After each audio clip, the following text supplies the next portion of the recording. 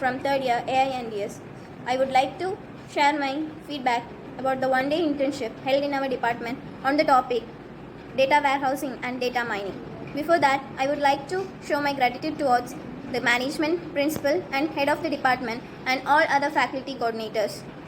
I would like to show my special gratitude towards the resource person, Dr. E. Sivashankar, Assistant Professor, NIT Trichy. We have learned so many topics related to data mining and data warehousing, and also he made us understand about the various algorithms that are present in data mining.